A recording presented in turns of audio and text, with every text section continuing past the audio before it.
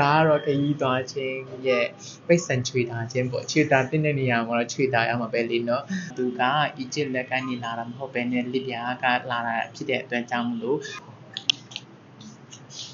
ညဆဆာဖို့အတွက်စိန်တစိန်ရောက်နေတာပေါ့နော်ခုနလည်းပင်လယ်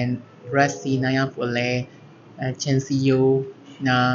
တိုးဝင်ပြီးတော့မှကြည့်ခဲ့ပြီးပေါ့နော်အမှတ်တရလေးတွေပေါ့နောက်ပြီးတော့အခုကျွန်တော်တတိထားမိရပေါ့နော်ဒီမှာကကျတော့ seafood ပင်လယ်စာပေါ့နော်ပင်လယ်နဲ့နီးပြီးမြဲလဲပင်လယ်စာကဈေးကများနေတယ်လို့ခံစားရတယ်ပြီးရင်စားတောက်ဆိုင်တိုင်းကနိုင်ငံခြားသားများလို့လားမသိဈေးကလည်းတခြားမြို့ထက်ဈေးကြီးရယ်ပြီးရင် tax က 14% services နဲ့ tax ကမပေါင်းထည့်ထားပေါ့နော်အားကြောင့်ဘေးရှင်းတဲ့ခါကျရင်တော့ဒီမျိုး menu ပေါ်ကဈေးတိုင်းမဟုတ်ဘဲနဲ့သူတို့နောက်ထပ် 14% 14%သူတို့ကပြီးတော့ထပ်ပေါင်းတာပေါ့နော်အဲ့ဒါတော့ရှိတယ်အဲ့ကြောင့်ကျွန်တော်ကညစာအတွက်chicken fillet pizza မှာထားရပေါ့နော်အဲ့လေးရှိရဲ့ sorry waiter ကကျွန်တော်ကို recommend ပေးတာပေါ့နော်ဒီမှာဆိုရင်လည်း taxi ငားတာပဲဖြစ်ပေါ့နော်လမ်းနဲ့ဘေးနားက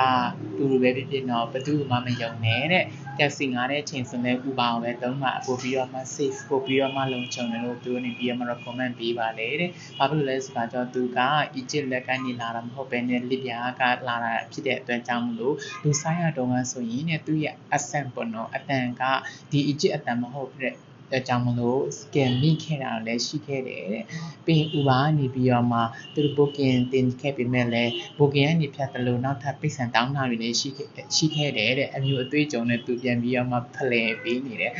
ဆိုတော့ Egypt ကိုလာလေပါလို့လည်းမဖိတ်ခေါ်ချင်ဘူးကိုယ်ဆုံးဖြတ်ခြင်းနဲ့ကိုပေါ့နော်အထူးသဖြင့်ကျွန်တော်တွေ့ကြုံခဲ့ရတဲ့တွေ့ကြုံပေါ့နော်လူမျိုးခွဲခြားဆက်ဆံခြင်းဆိုတဲ့ feeling ရနေခါကြတော့လေကျွန်တော်တက်ခါကြတော့တိတ်ပြီးတော့မှအစင်မပြေနေဘူးပေါ့နော်အခုလည်းကျွန်တော်စားတဲ့စိန်ရှိမှလည်းဘေးရင်ဖြစ်နေကြတယ်